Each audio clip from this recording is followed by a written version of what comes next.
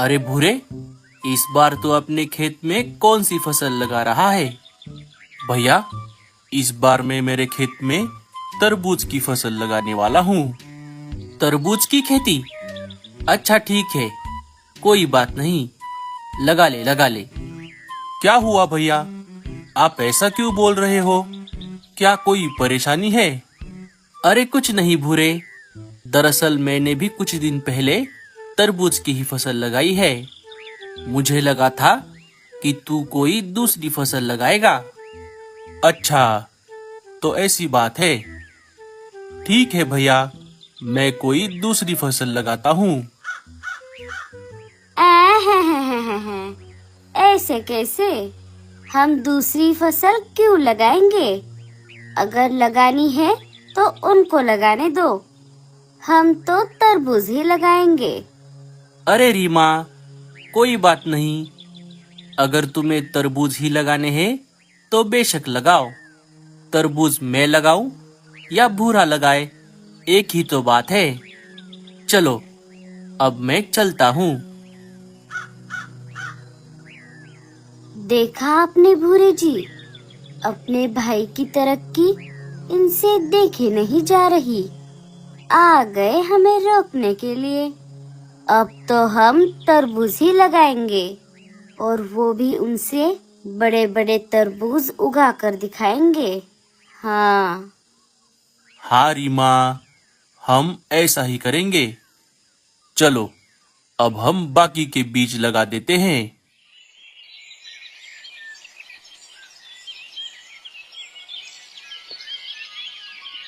उई माँ, मर गई रे। दिन ब दिन हमारे जंगल में गर्मी बढ़ती ही जा रही है। अगर अभी यहाँ पर कुछ ठंडा ठंडा पीने को मिल जाता तो कितना अच्छा होता टूनी। नींबू पानी कैसा रहेगा मीनू मौसी? वो देखिए, लाडो और रानो नींबू पानी लेकर यहीं पर आ रही है।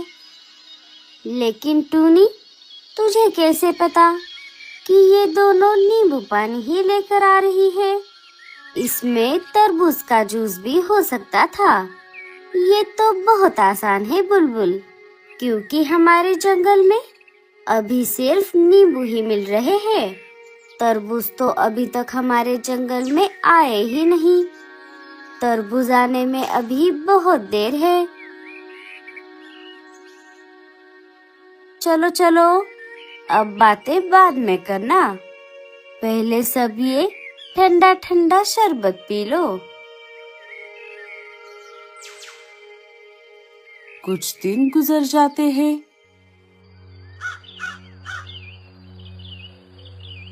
अरे भूरे, रीमा, इतनी रात को तुम खेत में क्या कर रहे हो? अच्छा, खेत की रखवाली कर रहे हो। हाँ हाँ भाई साहब, लेकिन सिर्फ रखवाली करने से क्या होगा? समय समय पर खेती को पानी और खाद भी तो देना चाहिए। इसीलिए हम अभी पौधों को पानी दे रहे थे।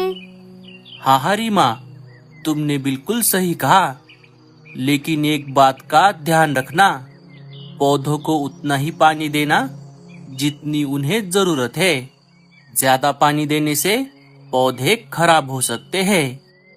हाँ हाँ, हमें सब पता है भाई साहब, आप हमें मत सिखाओ।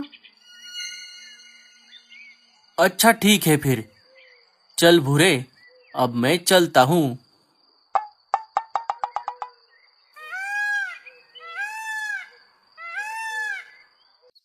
कुछ दिन और गुजर जाते हैं।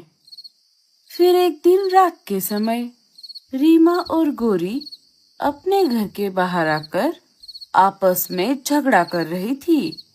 अरे ओ कलमुही रीमा, तुझे क्या लगता है कि तेरे तरबूज की फसल हमसे ज्यादा अच्छी होगी? तू ये मत भूल कि तुझसे पहले हमने तरबूज लगाए थे, इसीलिए हमारे ही तरबूज बड़े होंगे। हाँ हाँ, पता है। लेकिन तू भी एक बात ध्यान में रख ले, हमने जो तरबूज के बीज लगाए हैं वो तुम्हारे बीजों से ज्यादा बेहतर है, इसीलिए हमारे ही तरबूज बड़े होंगे। अगर ऐसी बात है तो लगा ले शर्त, जब तरबूज को काटने का समय आ जाएगा तब उस समय जिसके भी तरबूज बड़े होंगे वो दूसरे को थप्पड़ मारेगा। हाँ हाँ, लगा ले और थप्पड़ खाने के लिए भी तैयार रहना।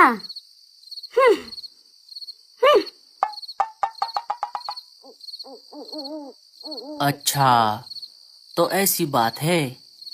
उन दोनों की सारी बातें एक उल्लू चुपके से सुन लेता है और ये बात पूरे जंगल में फैला देता है।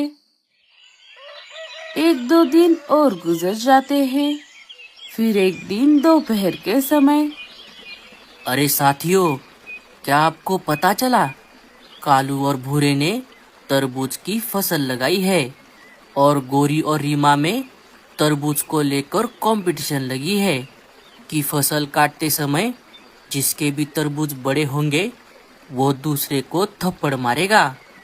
मुझे तो लगता है कि भूरे भैया के ही तरबूज बड़े होंगे, क्योंकि उन्होंने बहुत बढ़िया क्वालिटी के बीज लगाए हैं। ऐसे कैसे? तरबूज तो हमारे ही बड़े होंगे।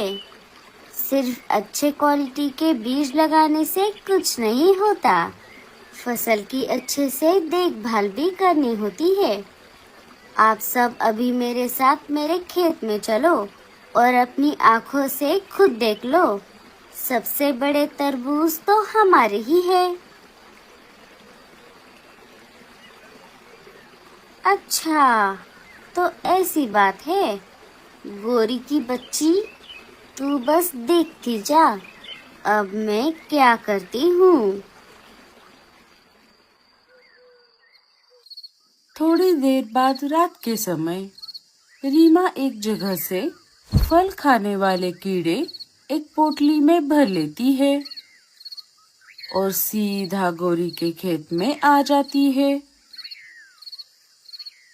और सारे कीड़े उनके तरबूज पर छोड़ देती है।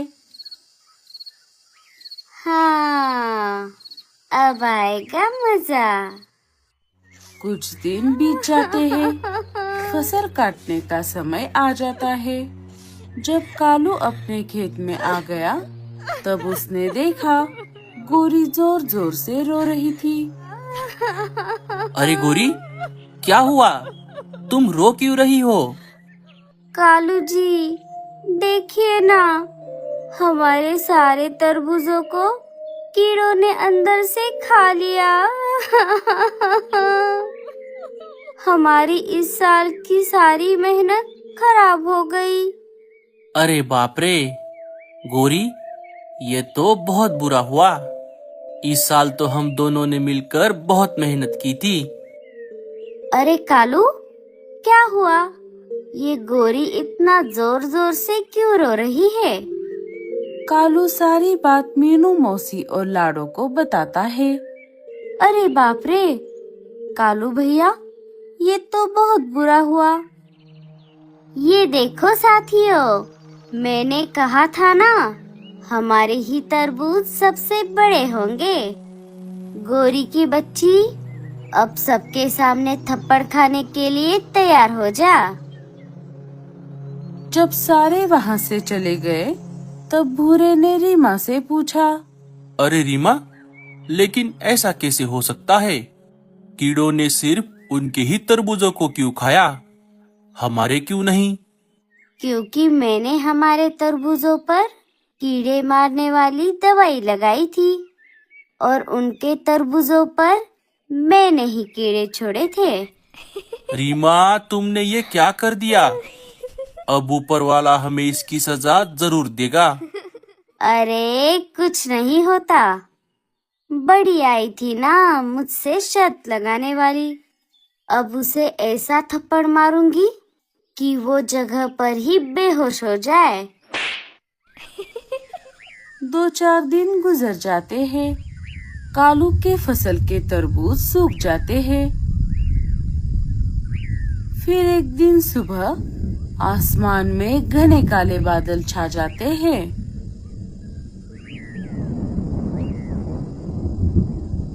अरे बाप रे, ये अचानक आसमान में इतने घने काले बादल कैसे छा गए? लगता है थोड़ी ही देर में तेज बारिश होने वाली है।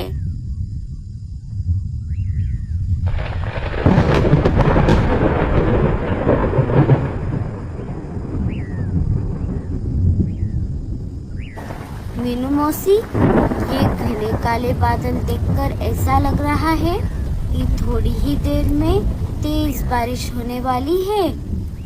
हाँ टूनी, मुझे तो ये किसी बड़े संकट की चेतावनी लग रही है।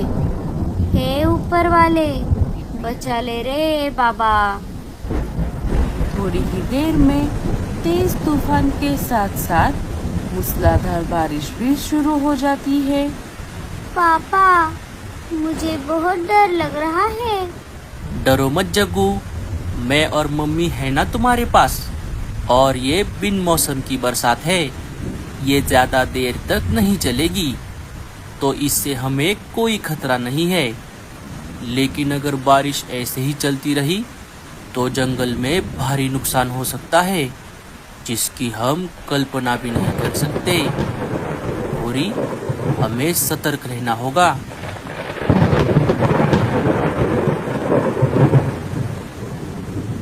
अजी, अब क्या होगा? ये अचानक इतनी तेज बारिश कहाँ से आ गई? अब हमारे तरबूज के फसल का क्या होगा भूरे जी? मैंने तुमसे कल ही कहा था रीमा कि हम सारे तरबूज निकाल लेते हैं, लेकिन तुमने मेरी बात नहीं मानी। तरबूजों को बड़ा करने के चक्कर में तुमने मेरी बात पर ध्यान ही नहीं दिया। अब हम कुछ नहीं कर सकते। अब कर लो बड़े तरबूज। जब सारे तरबूज पानी में बह जाएंगे तब तुम्हें पता चलेगा, तब बस उन्हें देखती रहना। बारिश इतनी तेज थी कि पूरे जंगल में बारिश का पानी बहने लगा।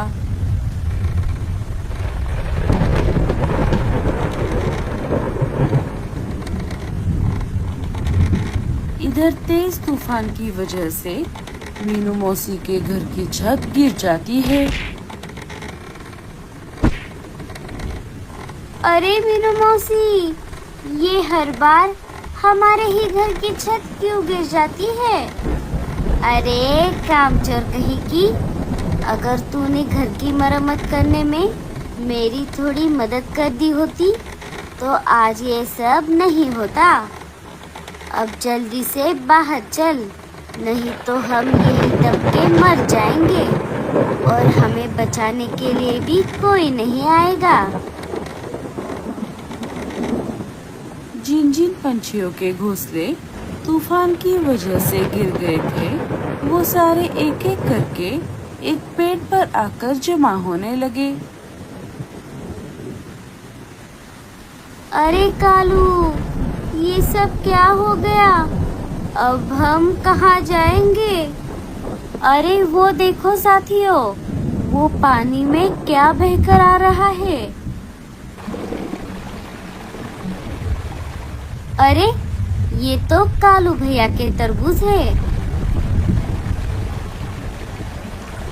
अरे वो देखो साथियों, पीछे से भूरे भैया के भी तरबूज आ रहे हैं। अब हमें इन तरबूजों का कोई फायदा नहीं है साथियों। अब हम इन्हें बस बहता हुआ ही जाते देख सकते हैं। मीनू मौसी के ऐसा कहते ही लाडो के दिमाग की बत्ती जल जाती है। अरे साथियों, हम इन तरबूजों को ऐसे ही नहीं जाने देंगे। मतलब तुम कहना क्या चाहती हो लाडो? अब तुम सब मेरा कमाल देखो।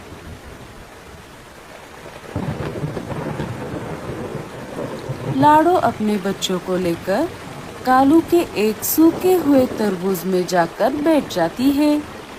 अरे साथियों, ये देखो, ये तरबूज तो अंदर से खोखला है।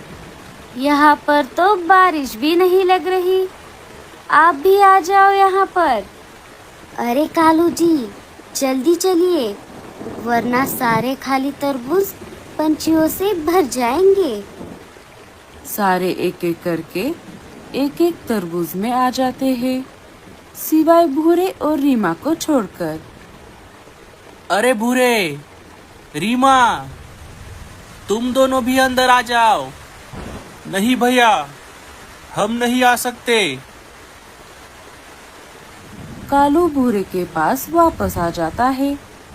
अरे भूरे, रीमा, क्या हुआ? तुम दोनों तरबूज के अंदर क्यों नहीं आ रहे? भैया, हमें माफ कर दो। रीमा ने ही आपके तरबूजों पर फल खाने वाले कीड़े छोड़े थे। अरे भूरे, अब ये सब भूल जा। और उल्टा ये तो बहुत अच्छा हुआ। अगर रीमा तरबूजों पर कीड़े नहीं छोड़ती तो आज हमें बारिश में बाहर ही रहना पड़ता। अब चलो जल्दी से। भाई साहब, मुझे माफ कर दो। मेरी गलती की वजह से हमारे सारे तरबूज खराब हो गए। सारे नहीं रीमा, अभी हमारे तरबूज बाकी है। रुको, मैं हमारे सारे तरबूज लेकर आता हूँ। रुक जा भूरे, मैं भी तेरे साथ आता हूँ। तो दोस्तों, इस कहानी से हमें ये सीख मिलती है कि जो होता है अच्छे के लिए होता है। अरे वाह वाह वाह वाह, ये तरबूज तो कितने मीठे हैं। कालू और भूरे के वजह से हमारी जान भी बच गई और हमारा पेट भी भर गया।